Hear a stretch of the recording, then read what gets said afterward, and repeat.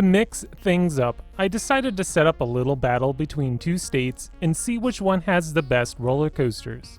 Because Pennsylvania is my home state, I will be the representative for this side.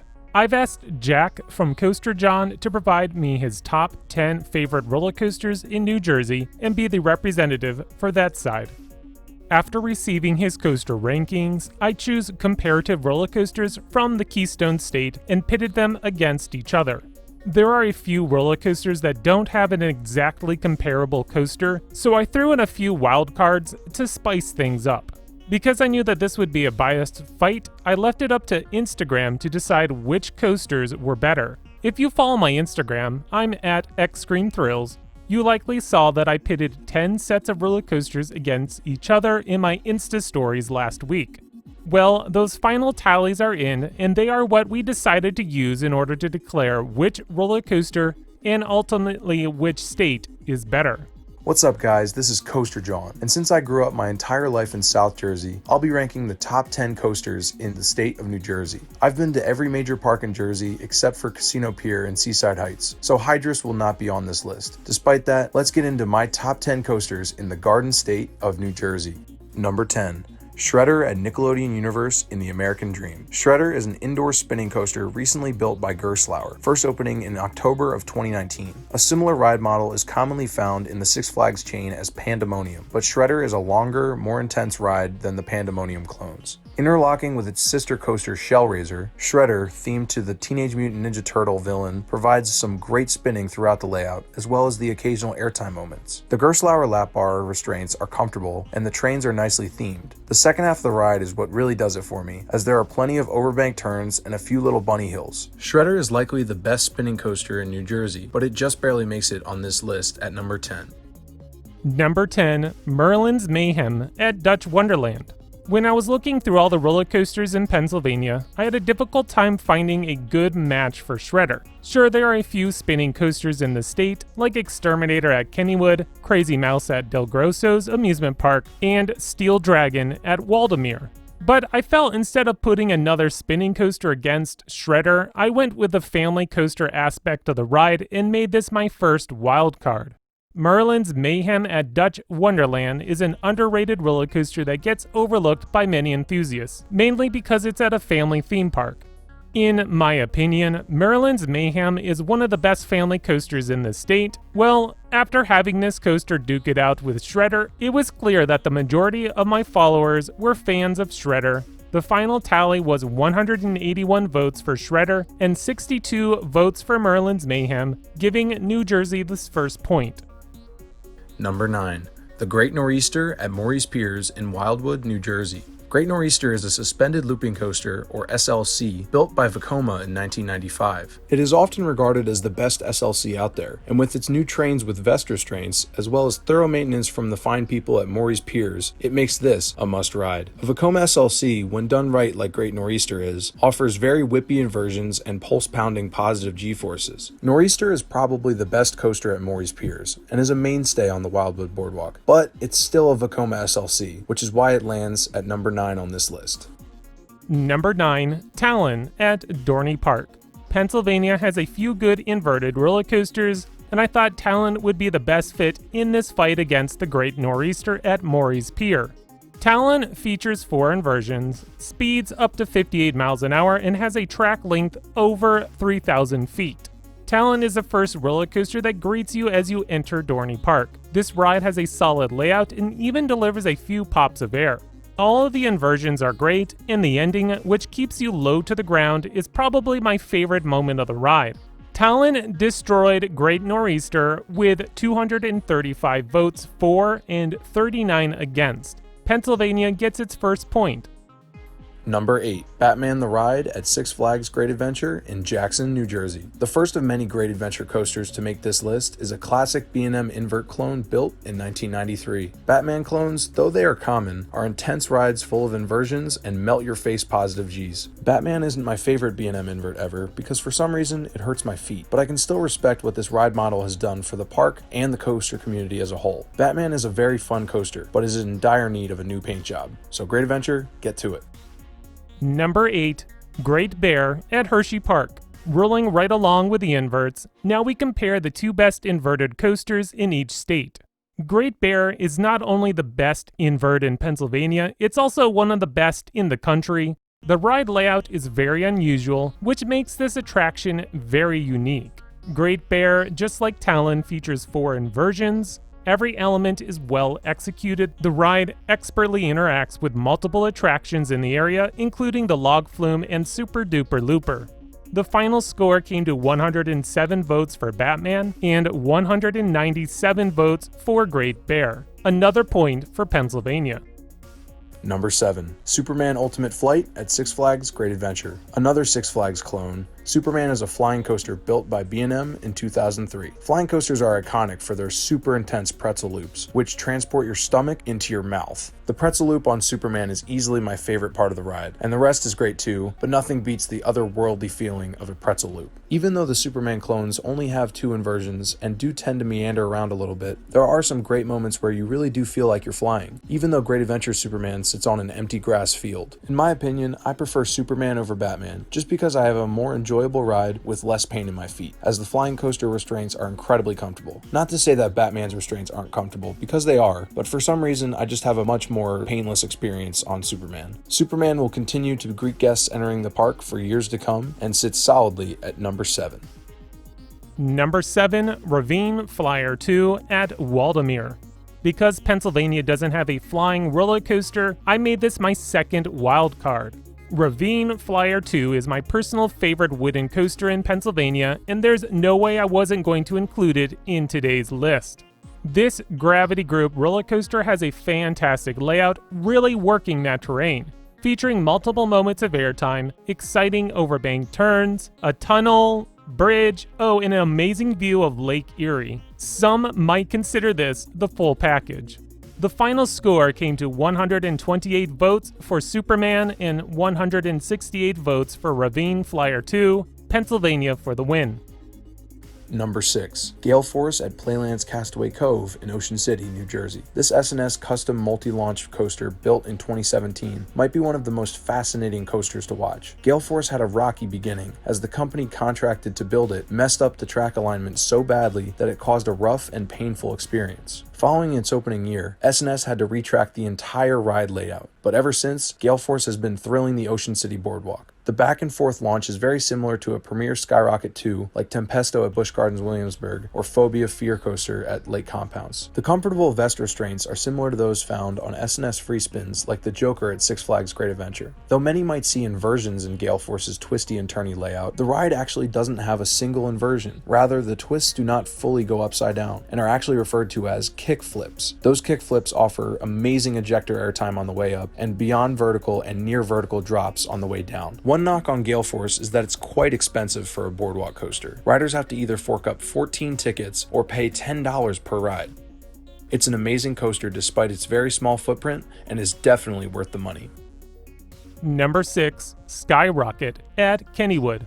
Since the only multi-launching roller coaster in Pennsylvania is possessed at Dorney Park, I decided that Skyrocket at Kennywood would make a better fit for this battle.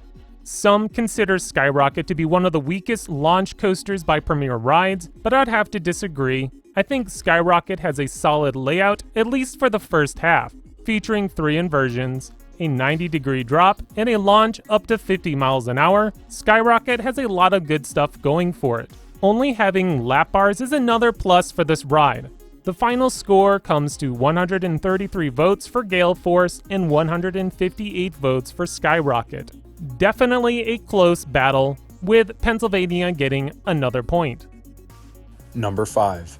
Bizarro at Six Flags Great Adventure. Originally built as a Medusa in 1999 and rethemed to the Superman villain in 2008, Bizarro is the original B&M floorless coaster. Bizarro still holds up today with 7 powerful inversions, including a photogenic cobra roll right over the midway and ride sign. The lift hill on Bizarro offers a nice view of the safari, but that's the only relaxing part of the ride. The rest of Bizarro twists and turns throughout its layout and features a fire effect as well as various other near-miss elements. Bizarro does sit in a strange corner of the park, not really matching the theme of the area at all, but is still very worth the ride and its number 5 spot.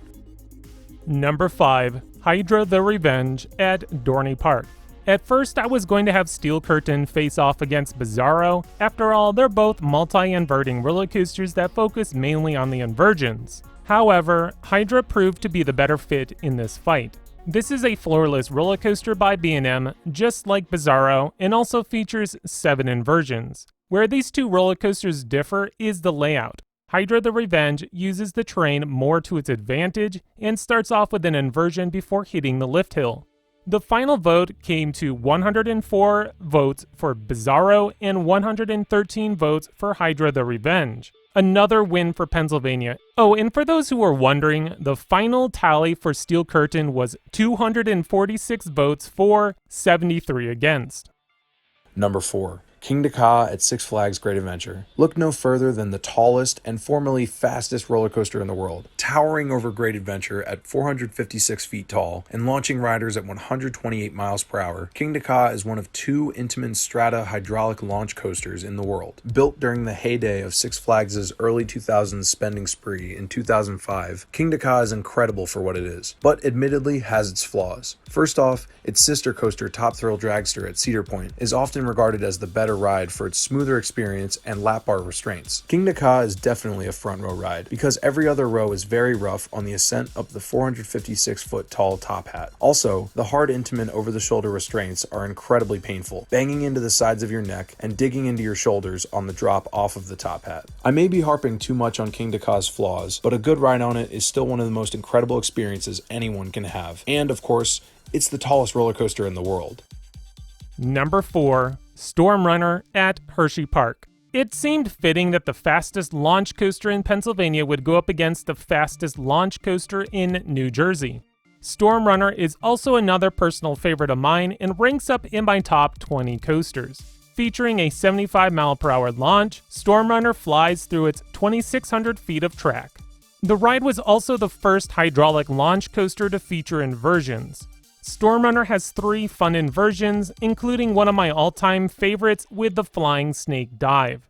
When I pit King Dakar against Storm Runner in my Insta stories, King Dakar pulled in 128 votes, but Storm Runner won with 199 votes.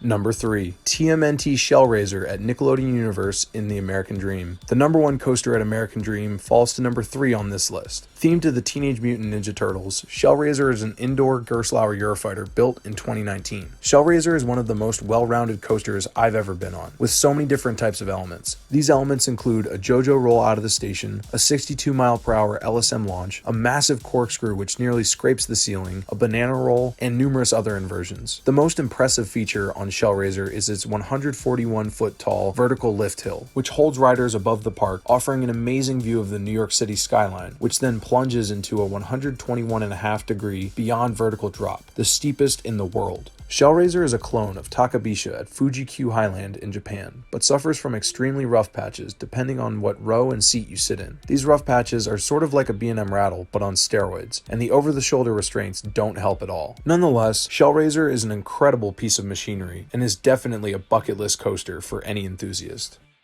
Number 3. Fahrenheit at Hershey Park, the final wild card in today's lineup. I had a very hard time deciding which roller coaster would be best up against TMNT Shellraiser. The ride is very unique to have a launch and a vertical lift, so the list of coasters to pick from in PA was limited. Recently, I did do a coaster battle between Steel Curtain and Shellraiser, but even those two coasters are still very different. Well, I ended up going with Fahrenheit, a vertical lift roller coaster by Intamin. I believe this was the only vertical lift roller coaster ever built by Intamin. I feel like Fahrenheit was specifically designed to compete with the Eurofighter models by Gerstlauer, which is why I thought it was the best fit for today's fight. The ride features 6 inversions with a compact layout. The final tally came to Shellraiser with 126 votes and Fahrenheit with 184. Pennsylvania is just running away with this. Number 2. Nitro at Six Flags Great Adventure. This B&M hypercoaster, built in 2001, towers over its section of the park at 230 feet tall and sends its riders into an out-and-back layout through the woods at a top speed of 80 miles per hour. Nitro has a pretty bad reputation in the coaster community, and I honestly don't understand why. Maybe it's because us New Jersey enthusiasts are spoiled, or that there are so many other great B&M hypers out there, but Nitro truly packs a punch. B&M hypers are iconic for their numerous floater airtime hills and intense helixes, of which Nitro has one of the most intense. I'm not ashamed to admit that Nitro's helix has made me gray out numerous times over the years. Top it off with a few bunny hills to end the ride, and you have yourself a phenomenal thrill machine in Nitro, which is certainly one of the best coasters in New Jersey, but doesn't quite live up to our number 1 in the state. Number 2, Phantom's Revenge at Kennywood. The Battle of the Hypercoasters. Nitro is a fun, airtime-filled hypercoaster by B&M, while Phantom's Revenge is a custom hyper layout by Morgan. Phantom's claim to fame is how expertly it uses the terrain. The biggest drop is in the first, but the second as you dive over the mountainside. With speeds up to 85 miles an hour, Phantom is the fastest roller coaster in Pennsylvania. Unlike Nitro, which has lots of floater airtime, Phantom's Revenge features multiple quick pops of ejector airtime. The ride is rather short with a track length of 3,200 feet, but makes it up with a solid layout. Since Kennywood is my home park, my Instagram audience is probably a little bit biased. Nitro brought in 87 votes, and Phantom's Revenge pulled in a whopping 221.